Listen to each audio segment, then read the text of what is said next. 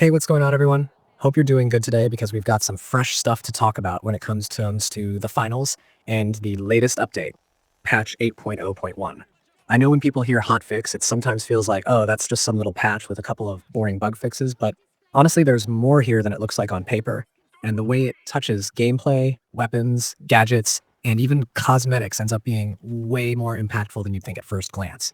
So I wanted to sit down and just walk through everything with you in a more relaxed way, almost like if we were just hanging out talking about what actually matters when you boot up the game after this update.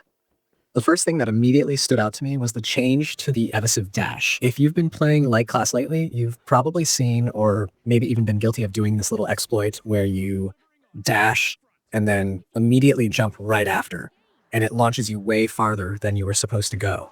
People were calling it a super dash or sometimes a super jump, depending on how they used it. And yeah, it was kind of funny, but also incredibly frustrating when you were on the receiving end. This hotfix finally addressed that and patched it out. Now, you actually move the distance you're meant to, nothing extra. I think this is one of those moments where people will be a little bit split because some folks loved the tech and felt it made the light feel more fun or skill-based, while others just saw it as cheesy and broken. For me personally, I think this is healthy for the game long term, because it levels the playing field a little and makes light mobility feel consistent instead of unpredictable. Then you've got the adjustments to weapons, and these are sneaky important. The Pike 556 had its headshot multiplier fixed.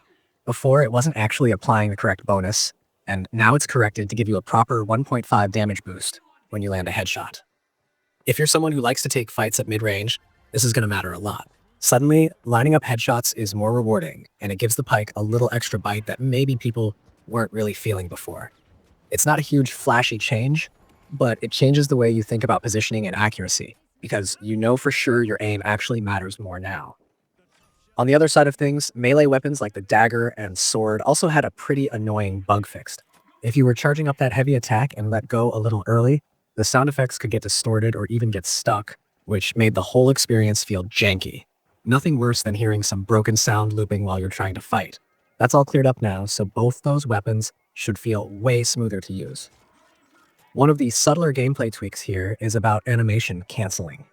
Recently, the devs had tried to fix how some players would cancel out of an animation, like when throwing a frag grenade, and they wanted to make it so you couldn't skip that little commitment.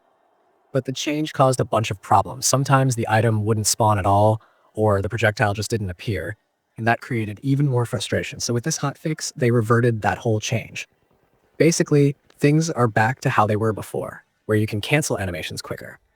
I know some people might not love that because they liked the idea of keeping it strict, but the broken behavior was worse, and it feels like the devs recognize that.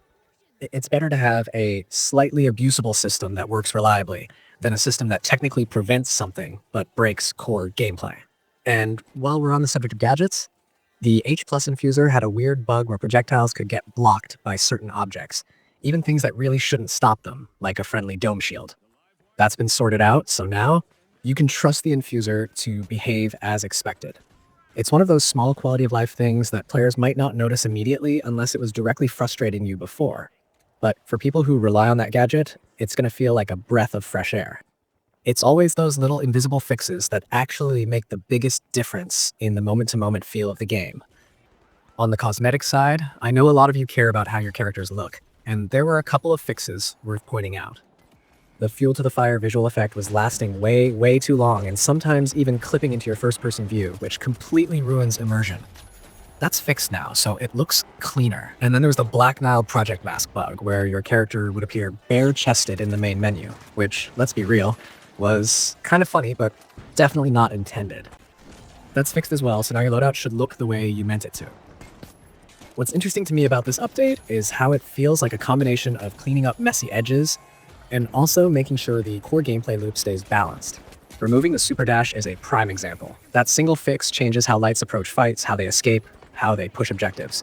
If you were relying on that little exploit to win duels or get away from danger, now you've got to rethink your moves.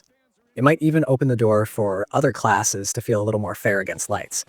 Because honestly, before, a skilled player abusing that dash felt almost untouchable. Now, it's about using the tools as they're intended. The weapon balance, even though it's technically just a fix, reshapes how people think about the Pike. Imagine you're in a firefight, hitting your shots, and previously you weren't being rewarded properly. That frustration is gone, and now you can fully lean into accuracy. If you're a headshot machine, you're going to feel that boost immediately. On the flip side, melee users get a smoother experience with less buggy audio feedback, which is huge for immersion and playability. It's the kind of thing that makes you subconsciously more confident when swinging your weapon, because you're not worried about broken sound cues distracting you mid-fight. I also think the animation cancel reversion is going to stir some conversations.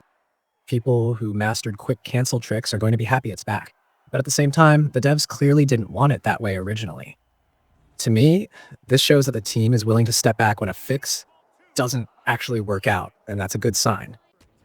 They could have been stubborn and left the broken system in place, but instead they said, okay, this isn't working, let's roll it back for now.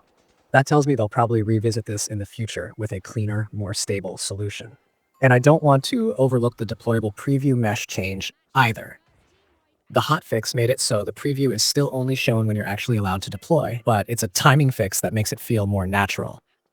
These are the sorts of things that, again, most players won't put in patch notes discussions, but in actual gameplay, you feel the difference. The game feels a little more responsive, a little more polished, and those improvements stack up over time.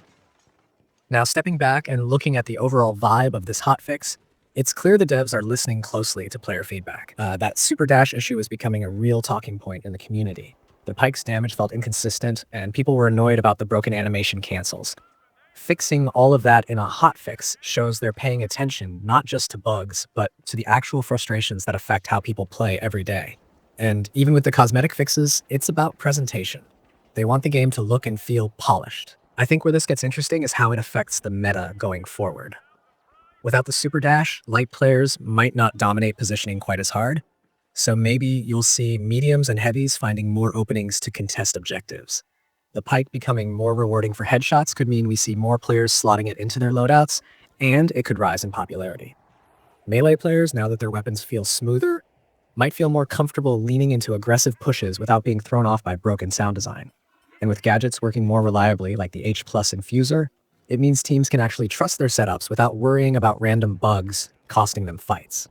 So yeah, even though this is just hotfix 8.0.1, it really does matter. These changes ripple across the entire experience, whether you're sweating in ranked or just playing casually with friends. It's about trust in the game. Trust that your dash works how it should, your weapon damage is consistent, your sound cues aren't broken, and your gadgets behave logically. When those fundamentals are solid, everything else about the game feels better. What I'd love to see going forward is how the devs handle that animation cancel issue in a more permanent way. Because it's clear they don't want players abusing it, but they also can't leave it broken. My guess is we'll see another attempt in a future patch, but hopefully one that doesn't mess up spawns or projectiles.